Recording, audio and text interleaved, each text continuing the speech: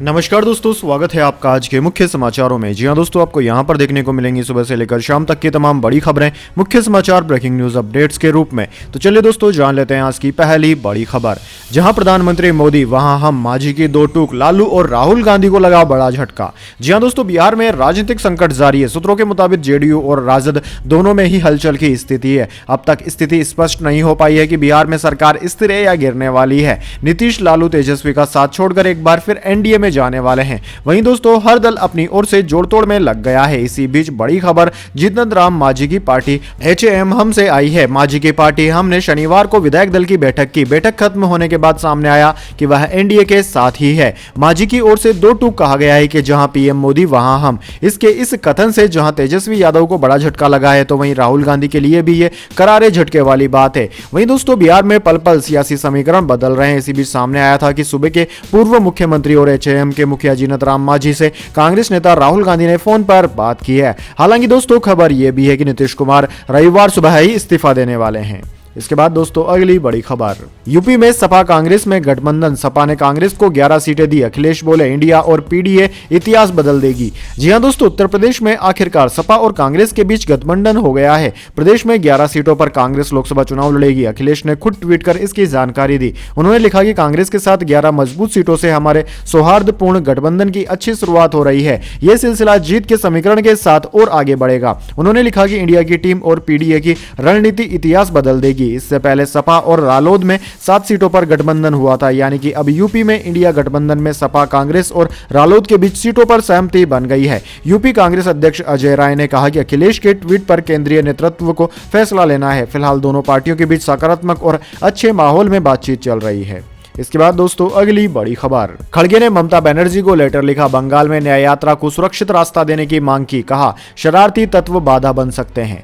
जी हां दोस्तों, असम के बाद राहुल गांधी की भारत जोड़ो न्याय यात्रा पश्चिम बंगाल में एंट्री कर चुकी है। इसी बीच कांग्रेस अध्यक्ष मल्लिकार्जुन खड़गे ने यात्रा में किसी तरह की बाधा या परेशानी न हो, इसके लिए पश्चिम बंगाल की मुख्यमंत्री ममता बनर्जी को लेटर लिखा है। उन्होंने ममता बनर्जी से यात्रा को सुरक्षित मार्ग सुनिश्चित करने की मांग की है। खड़गे ने लेटर में ममता से कहा कि आपको पता ही होगा कि आपके पड़ोसी राज्य असम में न्याय यात्रा को रोकने की कोशिश की गई। यह राजनीतिक उकसावे पर किया गया है, लेकिन हमारे कैडर ने इसका बहादुरी से सामना किया। अब यात्रा अगले कुछ दिनों में बंगाल से होकर गुजर रही है। मुझे अवगत कराया गया है कि कुछ शरारती तत्व फिर से यात्रा में बाधा बन सकते हैं, इसलिए सुरक्षा सुनिश्चित करें।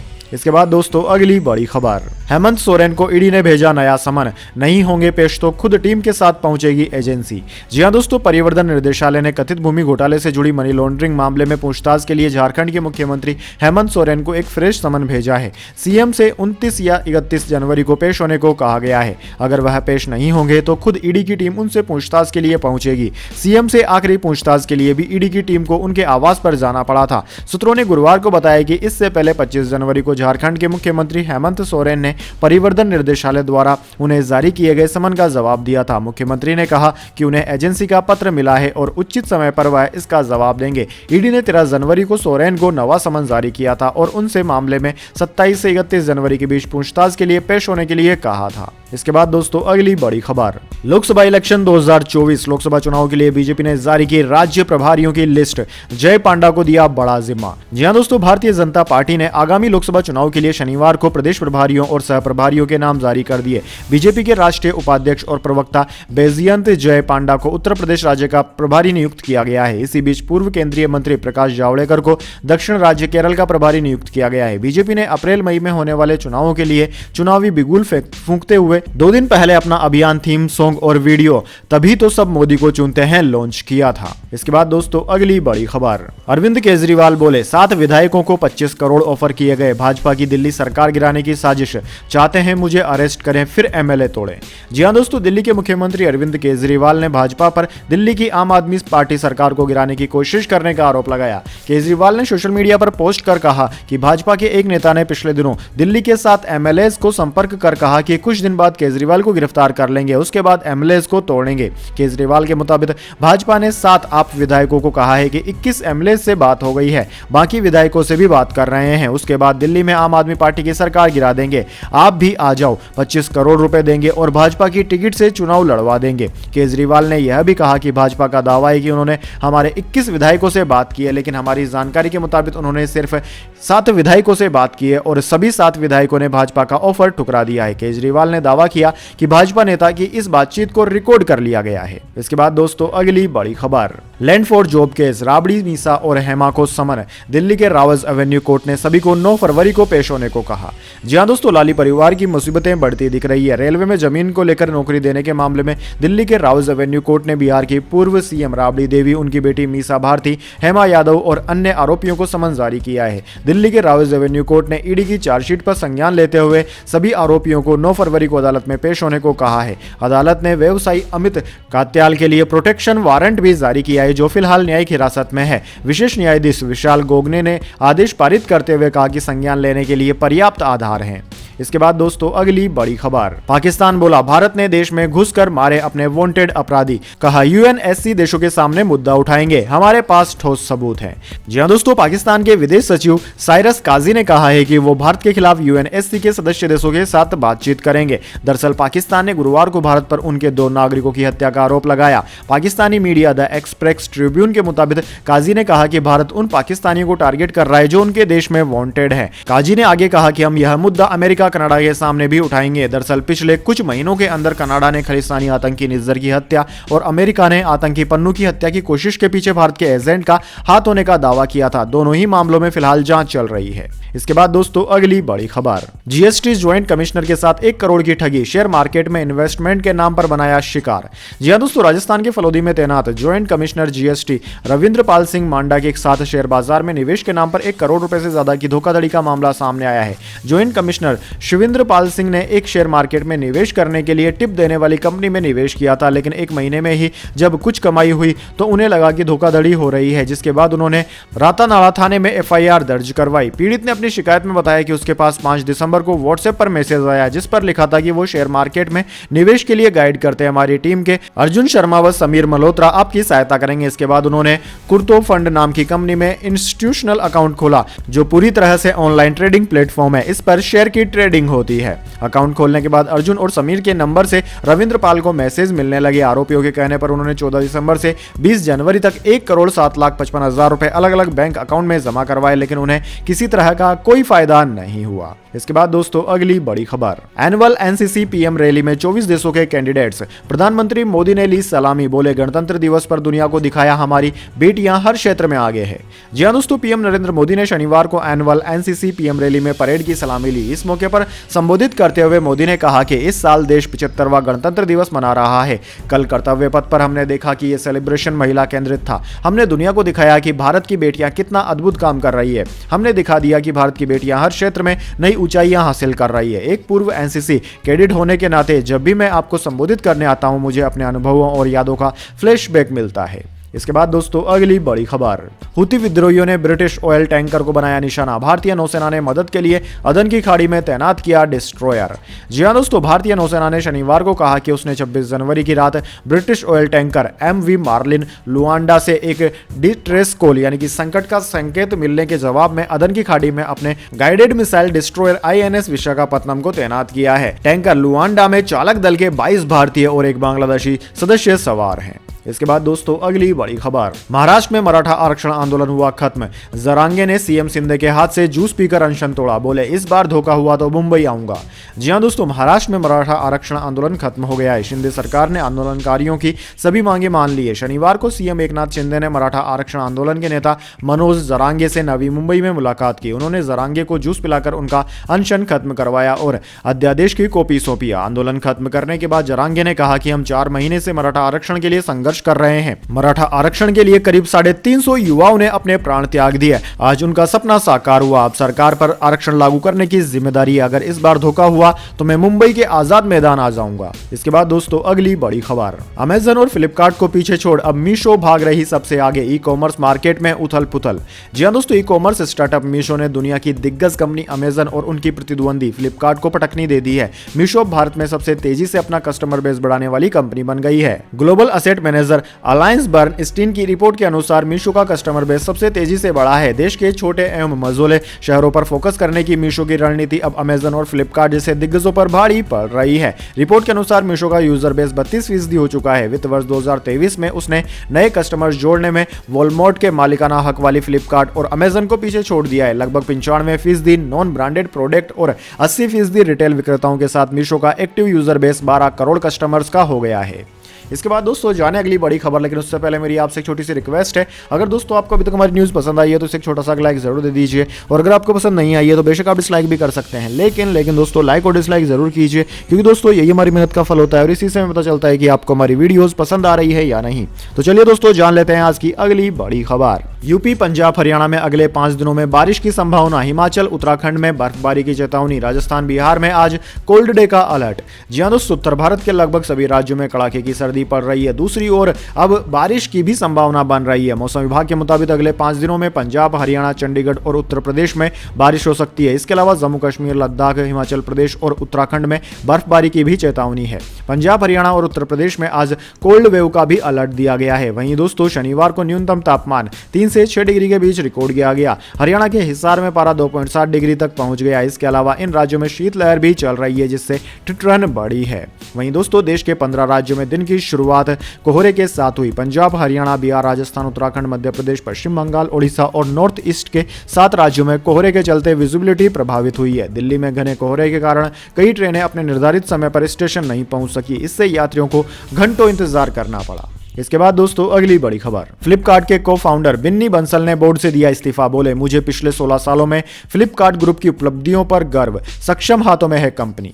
जी हां दोस्तों, ई कॉमर्स कंपनी फ्लिपकार्ट के को फाउंडर बिन्नी बंसल ने कंपनी के बोर्ड से इस्तीफा दे दिया है। इस बात की जानकारी बिन्नी बंसल और फ्लिपकार्ट दोनों ने ही दी है। बिन्नी ने कुछ महीनों पहले ही फ्लिपकार्ट में अपनी बची हुई हिस्सेदारी भी बेच दी थी। वहीं कुछ महीनों पहले खबर आई थी कि Binny Bansal e commerce sector में ही एक नई कंपनी शुरू करने की तैयारी में है। फ्लिपकार्ट को साल 2007 में सचिन बंसल और बिन्नी बंसल ने मिलकर शुरू किया था। साल 2018 में फ्लिपकार्ट में वॉलमार्ट द्वारा कंट्रोलिंग स्टेक खरीद लिए जाने के बाद सचिन बंसल ने कंपनी को छोड़ दिया था। सचिन बंसल अब एक फिनटेक कंपनी नवी चला रहे हैं। फ्लिपकार्ट को छोड़ने पर बिन्नी बंसल ने कहा कि मुझे पिछले 16 सालों में फ्लिपकार्ट ग्रुप की उपलब्धियों पर गर्व है। फ्लिपकार्ट एक मजबूत नेतृत्व टीम और आगे के लिए स्पष्ट राह के साथ मजबूत स्थिति में है। इसके बाद दोस्तों अगली बड़ी खबर, सदन के नियम तोड़ने के कदम का बचाव करना विधायिका के लिए अच्छा नहीं, प्रधानमंत्री ने कहा।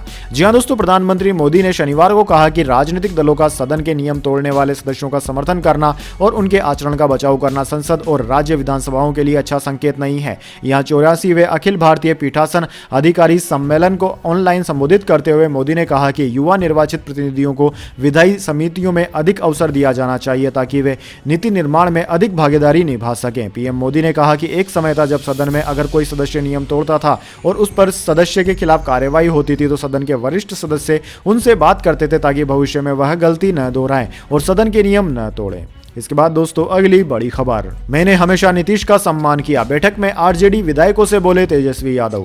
जी हां दोस्तों, बिहार में सियासी गहमागहमी के बीच आज आरजेडी के नेताओं की बैठक हुई। बैठक में तेजस्वी यादव ने कहा कि मैंने गठबंधन धर्म को निभाया है। उन्होंने कहा कि मैंने हमेशा नीतीश का सम्मान किया। नीतीश कुमार ने 2005 के पहले के बिहार के बारे में कई बार कहा, लेकिन मैंने कभी आपत्ति नहीं जताई। हम गठबंधन के साथ बने हुए हैं। आरजेडी की बैठक खत्म होने के बाद मनोज झा ने कहा कि बैठक बहुत सकारात्मक रही। हमने मौजूदा हालात के हर पहलू पर चर्चा की। हमारे नेता लालू प्रसाद जो भी निर्णय लेंगे हम उसे मानेंगे। इसके बाद दोस्तों अगली बड़ी खबर, बोपन्ना ने जीता पहला ऑस्ट्रेलियाई ओपन टाइटल। ऑस्ट्रेलिया के एबडन के साथ मेंस डबल चैंपियन बने इटालियन जोड़ी को 7-6, 7-5 से हराया। जी हां दोस्तों, भारत के स्टार टेनिस खिलाड़ी रोहन बोपन्ना ने करियर का पहला ऑस्ट्रेलियन ओपन जीत लिया है। 43 साल के बोपन्ना अपने ऑस्ट्रेलियाई साथी मैथ्यू एबडन के साथ साल के सबसे पहले ग्रैंड स्लैम मेंस डबल में चैंपियन बने। इसी के साथ बोपन्ना ने पहला men's double grand slam title जीता और ओपन एरा में ऐसा करने वाले सबसे उम्र दराज खिलाड़ी भी बन गए हैं। यह बोपन्ना के करियर का दूसरा ग्रैंड स्लैम खिताब है। इसके बाद दोस्तों अगली बड़ी खबर, अनाज नहीं जहर खा रहे हैं भारत के लोग, गेहूं चावल की क्वालिटी में भारी गिरावट, अगले 16 साल में खाने लायक नहीं रहेंगे। जी हां दोस्तों, इस वक्त देश में खाए जाने वाले चावल में पोषक तत्वों की भारी कमी हो गई है, गेहूं में भी भारी कमी हो गई है। भारतीय कृषि अनुसंधान परिषद ICAR के वैज्ञानिकों के नेतृत्व में हाल ही में हुई एक स्टडी से साफ हुआ है कि ज्यादा पैदावार वाली किस्मों को विकसित करने पर केंद्रित कार्यक्रमों ने चावल और गेहूं के पोषक तत्वों को इस हद तक बदल दिया है कि उनकी फूड वैल्यू और पोषक मूल्य कम हो गया है। डाउन टू अर्थ मैगजीन की एक हालिया रिपोर्ट के मुताबिक पिछले 50 साल से भारत खाद्य सुरक्षा हासिल करने के लिए तेजी से ज्यादा उपज देने वाले चावल और गेहूं की किस्मों को आगे बढ़ा रहा है।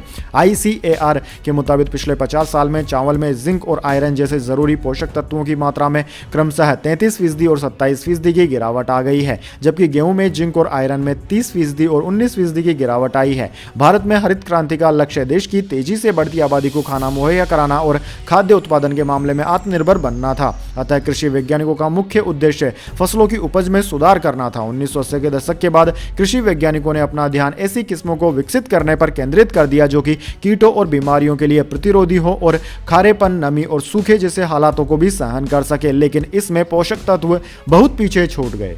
इसके बाद दोस्तों अगली बड़ी खबर, पोप के शतक से हैदराबाद टेस्ट में इंग्लैंड को बढ़त, तीसरे दिन स्कोर 316 पे 6, भारत 436 रन पर ऑल आउट, रूट को 4 विकेट। जी हां दोस्तों, ओली पोप की शतकीय पारी के दम पर इंग्लिश टीम भारत के खिलाफ टेस्ट सीरीज के पहले मुकाबले में बनी हुई है। टीम ने तीसरे दिन मेजबानों पर 126 रनों की बढ़त हासिल कर ली। इंग्लिश टीम ने स्टंप्स तक दूसरी पारी में 316 रन 6 विकेट के नुकसान पर बना लिए थे। ओली पोप 148 रन और रेहान अहमद 16 रन पर नाबाद हैं। दोस्तों हैदराबाद में शनिवार को भारत ने 421 7 विकेट के नुकसान के स्कोर से आगे खेलना शुरू किया और पहली पारी में 436 रन पर ऑल आउट हो गई। टीम ने आखिरी 3 विकेट महज 15 रन पर ही गंवा दिए। भारतीय टीम को पहली पारी में 190 रन की बढ़त मिली। इंग्लैंड पहली पारी में 246 रन पर ऑल आउट हो गई थी। इसके बाद दोस्तों अगली बड़ी खबर, सेना की पहली महिला सूबेदार बनी प्रीति रजक। 19वें एशियन गेम्स में निशानेबाजी में सिल्वर मेडल जीता था। ओलंपिक 2024 की तैयारी कर रही है। जी दोस्तों, भारतीय सेना की मशहूर ट्रैप शूटर हवलदार प्रीति रजक को सूबेदार के पद पर प्रमोट कर दिया गया है। सूबेदार प्रीति रजक अब भारतीय सेना की पहली महिला सूबेदार है। प्रीति ने 22 दिसंबर 2022 को मिलिट्री पुलिस में सेवा शुरू की थी। सेना ने यह जानकारी शनिवार को दी। प्रीति ने 2022 में चीन में हुए 19वें एशियन गेम्स में ट्रैप वुमेन टीम इवेंट में सिल्वर मेडल जीता था। वो फिलहाल पेरिस ओलंपिक गेम्स 2024 की तैयारी के लिए आर्मी मार्क्समैनशिप यूनिट AMU में ट्रेनिंग ले रही है। इसके बाद दोस्तों अगली बड़ी खबर, आईफोन में थर्ड पार्टी स्टोर से इंस्टॉल कर सकेंगे अब एप्लीकेशंस। अभी सिर्फ एप्पल स्टोर से है परमिशन, मार्च से यूरोप के 27 देशों में मिल जाएगी सुविधा।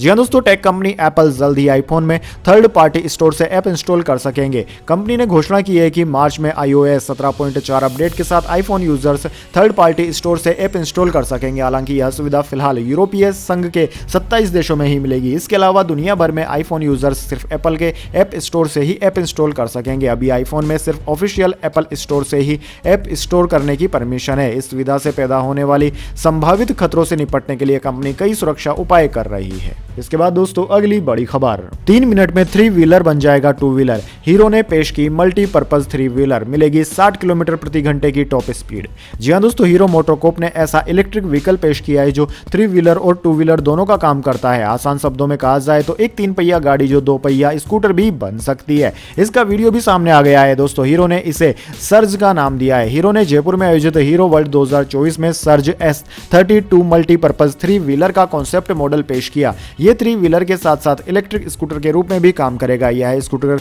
कुछ ही मिनटों में 3 व्हीलर से जुड़ सकता है और अलग हो सकता है। तो दोस्तों यह थी आज की तमाम बड़ी खबरें। इसके बाद दोस्तों बारी आती है आज के माइंड क्यूज क्वेश्चन की। जी हां दोस्तों, एक आसान से सवाल का जवाब देकर आप जीत सकते हैं एक सरप्राइज गिफ्ट हमारे यूट्यूब चैनल की ओर से। तो दोस्तों आज का सवाल आपकी स्क्रीन पर आ चुका है। नीतीश कुमार बिहार के कितनी बार मुख्यमंत्री बन चुके हैं? जी हां दोस्तों, अगर आप जानते हैं कि नीतीश कुमार बिहार के कितनी बार मुख्यमंत्री रह चुके हैं तो जल्दी से इस सवाल का जवाब कमेंट बॉक्स में लिख दीजिए। अगर दोस्तों आपका जवाब होता है एकदम सही और आप चुन जाते हैं लकी विजेता के रूप में तो आपको मिल सकता है एक सरप्राइज गिफ्ट हमारे यूट्यूब चैनल की ओर से। तो दोस्तों जल्दी से अपना उत्तर कमेंट बॉक्स में लिख दीजिए, वीडियो को लाइक कर लीजिए और चैनल को सब्सक्राइब करके बेल आइकन भी दबा लीजिए। धन्यवाद। वंदे मातरम। जय हिंद, जय भारत।